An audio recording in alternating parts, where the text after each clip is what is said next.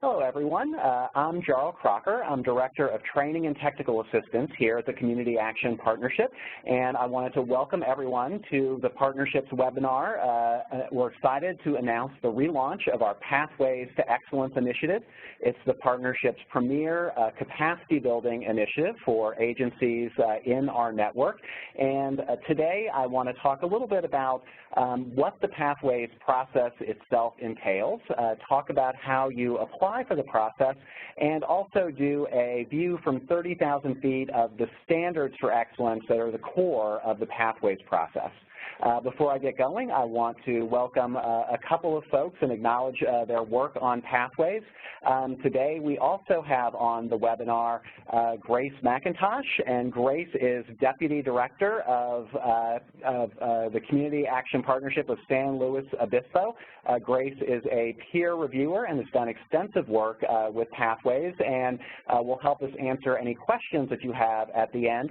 And also I want to acknowledge the work of our main consultant on Pathways, Jim Boyd of Jim Boyd and Associates. Jim has been working with the partnership since 1995, and he has over 30 years of experience in a variety of roles as a management consultant for local, state, and federal agencies. Jim, again, is our main trainer on the Pathways initiative, and I'll also be joining Jim in this next round of trainings, but just wanted everyone to know who's familiar with Jim's work that he's continuing his work in this round of trainings, and hopefully you will be able to see him at the upcoming events that we have. So, next slide.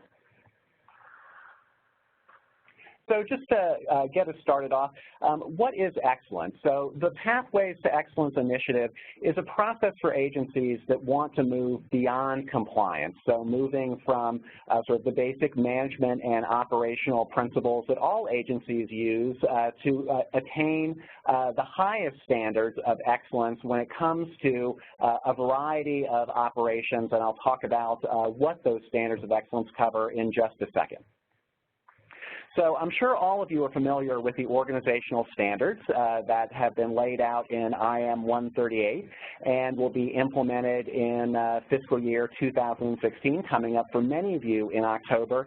And while those standards, organizational standards, are critically important, in a number of ways they represent the minimum capacity, the minimum set of expectations for a community action agency. And so I wanted to begin by talking a little bit about the distinction between those organizational standards and the standards for excellence in Pathways.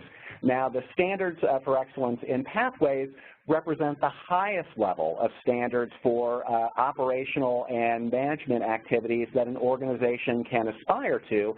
And so, again, going through the Pathways process is a way for agencies to move beyond those minimum standards that are laid down in IM 138 to achieve the highest level of organizational standards as represented more broadly through the Baldrige Award, which I'll talk about in a second, which is closely related to Pathways, but also standards developed through interaction with agencies throughout the network over the last several years of Pathways operations. So again, Pathways is for agencies that want to take that next step to move beyond compliance to create an overall culture of excellence that emphasizes a customer focus and a commitment to continuous improvement. So Pathways is closely related to the work many of you do through ROMA, if you've been through the ROMA training, and it's an excellent complement to your ROMA work because at its, one of the things at its core is that Pathways is about a continuous process of improvement that an agency can use. So the standards of excellence were developed in collaboration with the Partnership's Excellence Commission and also based on the Baldrige criteria for performance excellence. So Pathways has its roots in the Baldrige criteria and the Baldrige Award, but our particular standards of excellence are tailored to the language and operations of community action agencies. So again, these standards are based on nationally recognized standards for what qualifies as excellence in terms of management and operations for an agency, but also we've incorporated many of the specific characteristics of community action agencies into those overall standards. And again, the standards have been updated over the course of the program, and so really represent the state of the art in terms of management and operational functioning for a community action agency. So what exactly are the standards of excellence? So the standards of excellence are 35 of the very best practices of the very best agencies. And every organization can improve, but you can't improve what you don't measure. So at the heart of the standards process is the idea of using benchmarks to measure where you are against these standards that represent the very highest level of agency operations. And these are based, again, on real-world administrative and operational benchmarks that every agency can strive for that are developed as part of both the Baldrige process, but also, again, adapted for the unique needs and realities of community action agencies. So we'll talk about the standards of excellence themselves in a little bit more detail, but I just wanted to provide you with this initial broad overview for those of you who aren't familiar with the standards of excellence. So the standards themselves, I think, represent a number of core values.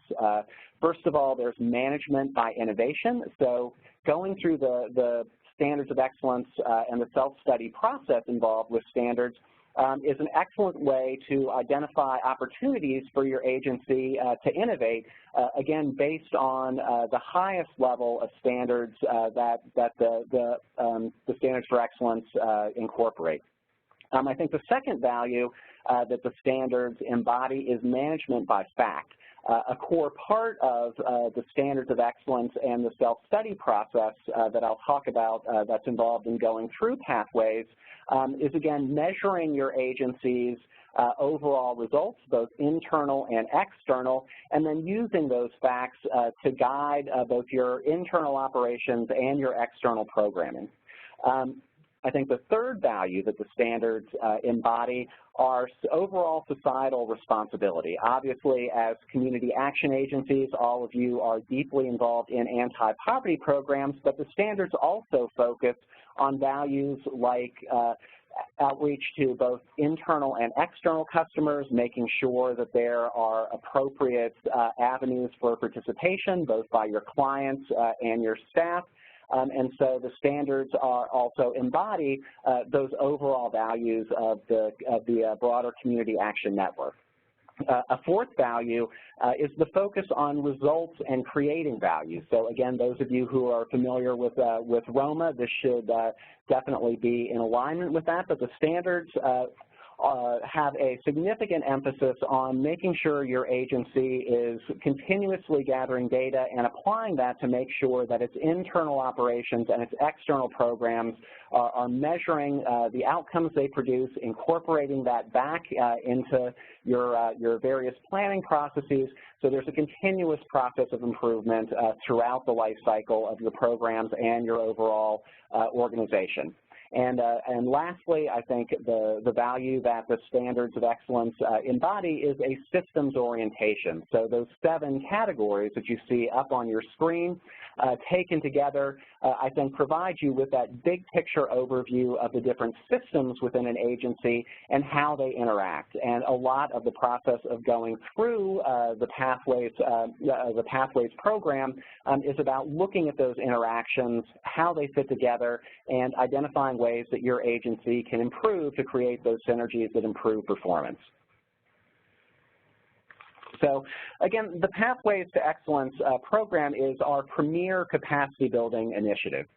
And so getting started at getting better, the process is where you start today. So one of the most common questions about Pathways is, when is a good time for an agency to start the Pathways process?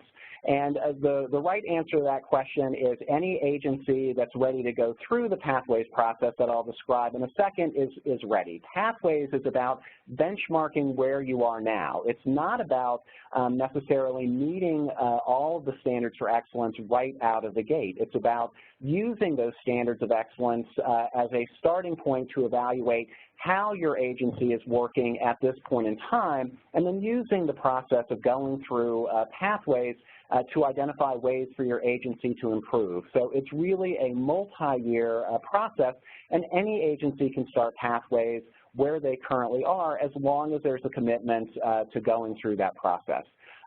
Pathways is a diagnostic process that uses 35 National Community Action Agency standards in a guided self-study process, and I'll talk in a little bit more detail about what that process entails, but that's really the focus of Pathways, is that 9-month self-study process that your agency goes through after you begin the training process that I'll also describe. And the third core component of Pathways is the feedback report that identifies both the strengths and opportunities for improvement for your agency. And so one of the huge advantages of going through Pathways is the opportunity to talk to peer reviewers and get peer reviewer feedback that provides a fairly comprehensive analysis of the results that your agency has been able to obtain measured against those Pathways standards, the standards of excellence. And it's an excellent way for your organization not just to judge where it is against those standards, but to develop a plan for improvements in the future. So why go through the Pathways process? I think that there are a number of reasons. At the very top of the list is the opportunity to improve the overall organizational capacity of your agency to operate across all of the different categories that Pathways lays out in the standards of excellence. It's one of the best ways, and definitely one of the most cost-effective ways that your agency can engage in an agency-wide process to improve its internal functionings and its external programs. There are a number of additional benefits to going through Pathways that I want to briefly touch on before we talk about what Pathways itself entails. Again, obviously, all of you, I'm sure, know that with the organizational standards that will be implemented in FY 2016, going through the Pathways process is an excellent way to prepare your agency for the assessment process for those organizational standards. Many of the standards of excellence cover the organizational standards. So again, there's, I think, a lot of complementarity between going through the Pathways process, but also, again, it's a great opportunity to build that internal capacity as your agency is thinking about going through the assessment process that's coming up in the next fiscal year.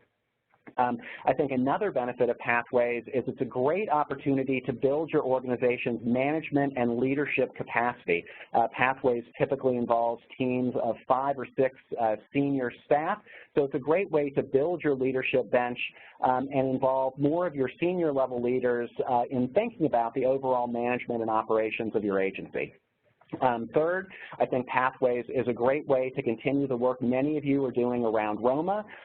Many of the principles and practices of ROMA are deeply embedded in the work of Pathways and the process that you go through. So again, it's a great complementarity to the work that many of you are already doing. Next, I think going through the Pathways process is a great way to distinguish your agency on grant applications and other funding opportunities. Funders often love to hear about the internal capacities and strengths of your organization, and I think going through Pathways shows a high level of dedication to the qualities and capacities that many funders are looking for, whether that's a public funding, work with foundations, or other sources of support in your community. And lastly, for many of you who have gone through the Pathways process before, if you haven't gone through it in the last couple of years, we've updated the standards of excellence. So in fact, the Partnerships Board is meeting on Monday in part to approve the most recent updates to the standards of excellence. So these are the newest standards that we'll be using in this next round of training. So again, it's a great opportunity to refresh your knowledge on the standards, but also there's new material that we're updating between now and the next training for Pathways. So we'll be incorporating new material in our work with the initiative. All right, so what does the Pathways process itself entail? So there are three main components to it. Pathways starts with a 2-day training on the self-study process for your Pathways team, which is typically 5 to 6 staff from the leadership level who go through the training on both the standards of excellence and the self-study process. So the 2-day training covers in great detail all aspects of the standards and also how to apply the self-study process when you go back to your agency. The second component of Pathways is the 9 months of the self-study that happens a month after you come back from the training, and I'll talk about what those steps are in a second. But you'll be assisted on a month-by-month basis through the 9-month self-study with monthly webinars or conference calls with partnership staff and our consultants to help you through that process. So again, you're not out there on your own. You're getting monthly support, and also partnership staff is available to provide additional support through the process by phone as needed. Lastly, after you've completed the 9-month self-study process, we convene a team of expert peer reviewers. These are folks who have at least 5 years of management experience in community action. The team of reviewers reviews the 55-page self-study report that you produce and provides you with a detailed response to that report, typically 30 pages in length, that details both the strengths of your agency and lays out ways that you can improve based on where you are measured against those standards of excellence. So the self-study at the heart of Pathways. So once you've gone through that initial 2-day training, one of the things we provide you is a comprehensive guide to conducting that self-study, and the self-study guide includes 99 questions that you answer in that process across the 7 categories and 35 standards of excellence. And again, the Pathways process isn't about meeting those standards of excellence right out of the gate. It's about benchmarking the results your agency is getting against those standards so you can identify both the strengths of your agency, but probably more importantly, identify ways that you can improve based upon those standards. So the self-study process is fairly comprehensive, and I think one of the most important reasons why the training plays such an essential role in the Pathways process is we make sure that you are fully equipped to go back and conduct the self-study process back at your agency. So just to briefly touch on the 10 steps involved in this process, when you get back, you establish a leadership team. You then charter the team, so there's a formal charter involved that lays out what the team will do. You conduct an overview and orientation. Again, that would involve the staff, key staff that didn't go to the 2-day training. The Pathways team then adopts a communication plan for how to communicate with the rest of your agency. You ground the team in completing the basic organizational profile. That's, again, a fairly comprehensive look at your agency. The 6th step is to conduct the self-study and gather the documentation and facts. So that's really the heart of the self-study process. Then the team in the 7th step drafts their initial responses, so you're benchmarking your agency performance against those standards of excellence using those 99 questions. And then in the 8th step, conducting independent reviews and soliciting additional comments to help with that assessment process. The 9th step is reaching consensus, so finalizing where you think your agency is benchmarked against the 7 categories and the standards of excellence using those 99 questions. And then finally, in the 10th step, you compile a 55-page self-study report. So at the end of the process, you produce a fairly comprehensive report on where your agency is compared to those standards.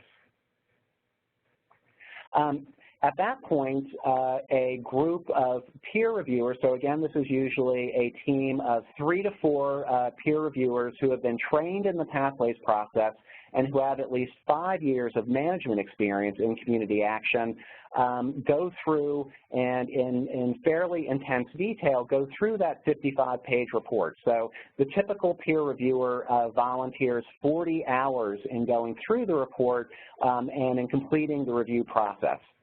So the peer reviewer rates your agency against those standards, reviews where you are in terms of your benchmarks, and participates in a consensus call to discuss every detailed response. So it's a very intense process, but it provides your agency with an extremely detailed feedback report, again, typically about 30 pages long, that for each of the standards identifies the strength of your agency and also identifies opportunities for improvement for your agency. So it really creates a blueprint for how your agency can move down the pathway to excellence. So again, this is an enormous amount of work and feedback that goes into this report, and it's an incredibly valuable tool for agencies to then use in things like strategic planning processes and other internal management improvement processes. And again, it's a great value considering the overall investment in the Pathways process. You could pay thousands of dollars for a management consultant, and you get a team for Pathways of, again, senior peer reviewers that provide very detailed feedback on how your agency can improve based on the standards of excellence. So what happens after this year-long process is complete? Again, this is where you get to actually apply all the hard work, and so many agencies sometimes are tempted to try to jump into the improvement process right away, and we stress the importance of going through Pathways first so you can get that comprehensive look at where your agency is, get the feedback from the peer reviewers, and then use that to create the plan for your agency to move forward and improve, again, benchmarked against those standards of excellence. So at the end of the process, you would have both your 55-page report, the roughly 30-page report the peer reviewers would create, and then your agency can use it to set priorities and next steps, structure a path to improve based on the standards, and then measure and track your agency's progress. So how do you enroll in the Pathways process? Now, there are two different types of trainings that we offer through the program. The first is a state-based cohort. So for the state-based cohort, it's typically sponsored by a state association and or a state CSBG office. Sometimes it's sponsored by one, but often it's sponsored by both. And the state association and office convene voluntarily between 5 to 7 agencies to go through Pathways together. And one of the real benefits of the state-based process is that you can assemble that cohort of agencies in the state level so they can learn from each other, but also disseminate their learnings to the other agencies in your state that didn't necessarily go through the Pathways process, but can still learn from the lessons and innovations that come out of it. So with the state-based training, the location and time of the training are flexible. So if you're a state association or a state office, we work with you to identify the best time and location for that training, and then we come to you to deliver that training. For the individual enrollment, or what we call the open enrollment process, we bring together 5 to 7 community action agencies from around the country to go through the training and then take the results back home to their agency to do the self-study process. The next training for open enrollment we have scheduled is for June 23rd and 24th in Dallas, Texas, and so that's the one that's coming up most in the nearest future. So if you're interested in that training, because we take agencies on a first-come, first-serve, and we cap enrollment at 7 agencies to make sure we're able to spend enough time with you during the training, we would definitely encourage you to reach out to us and let us know if you're interested in that process. So the cost of the state-based program, again, for the state, it costs $3,600, and that's the training expenses for 2 consultants, the travel for us, and any expense for the meeting facility. And then there's a $1,500 fee per agency that's typically paid by the agencies themselves. Again, other important costs to factor into Pathways is the travel expenses for your leadership team. So that's both airfare, transportation, and hotel while you're on site, and then also staff time to complete the self-study process, which again is a fairly intensive process. For the individual enrollment, the cost is based on a sliding scale that ranges from $750 to $1,800 per agency based on the overall budget of your agency. And it's, I think, important to note that at least for this year, but probably this year only, we're able to subsidize the open enrollment pathways through our grant with the Office of Community Services. So we've been able to maintain a relatively low fee structure, but again, that's probably only going to be available for this year. So we would encourage folks to apply for this next round of training in Dallas at this lower fee cost. Again, other expenses to take into account are the travel time for your leadership team. So again, that's typically 5 to 6 senior staff. And again, staff time to complete the self-study. Otherwise, the state and open enrollment processes are the same in terms of that 9-month self-study and getting the reports from the peer reviewers for each of the agencies that go through the process. I also want to make sure to mention the opportunity to train to become a peer reviewer. Pathways in many ways is only possible through the volunteer time of the peer reviewers. The next training for peer reviewers is coming up at our annual convention on August 24th and 25th, so it's a pre-conference event. It's $350, again, to go through this 2-day training. It requires a minimum of 5 years of management experience, and participation on peer review teams is voluntary, but it's an excellent professional development opportunity, and it's an incredibly important service to the broader Community Action Network. And so what I want to do is open it up to questions. Again, I think probably many of you at least have a broad familiarity with the overall Pathways to Excellence process. And Cashin, if you could go to the last screen just so everyone has the contact information for me. But I now want to make sure that we have time to take all of your questions, and again, you can follow up with me directly after this webinar as well. So we'll now question in, how often is training offered? That's an excellent question. So right now the only open enrollment training we have scheduled is that Dallas, Texas event, although we'll have another open enrollment training most likely scheduled for October. And for state-based trainings, we work with the state CSDG office or the state association or both, because it's often a partnership to determine the best date for the event. So that timing is flexible. All right. When are applications due to be able to get in with that lower rate? Applications are due for the lower rate. So for the Dallas, Texas training, again, that's about 2 months from now. So we would definitely need to get your application in hopefully within the next month. You can go to our website to download the application.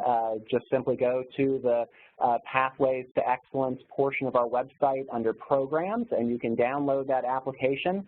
But again, since we cap enrollment for both trainings at 7 agencies, we do a first-come, first-serve system.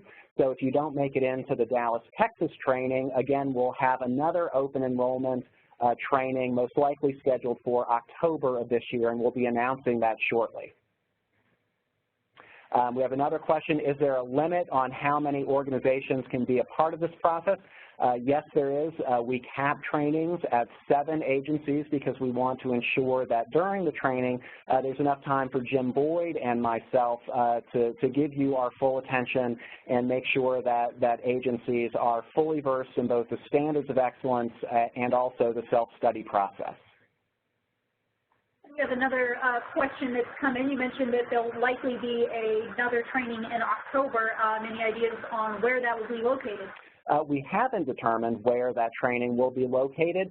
We try to have the trainings in a site that's accessible. We chose Dallas, Texas because it's roughly in the center of the country. But what we typically try to do is look at the agencies that have applied for the trainings and hold it in a location that's easily accessible to them. So if we mostly have East Coast applications for that second training, we try to pick a site in a state that is most easily accessible to the largest number of agencies that have applied. All right, that's all the questions and comments I see now, but you are encouraged to go ahead and get those in the chat or Q&A window. Great, and thank you very much for joining us for this webinar. And again, you see my contact information on the screen, so if you have additional questions, I would encourage you to follow up with me directly, and hopefully we will see some of you at the training in Dallas, Texas in a couple of months, or at the peer reviewer training at our annual convention. So thank you again for your time, and look forward to answering your questions about pathways. Thank you very much. All right, thank you, everyone. I did want to note one thing, that this webinar was recorded, so you can go back to answer any questions, or if we skip through something a little quicker, you will have this as a reference. It will be up on the partnership's website afterwards.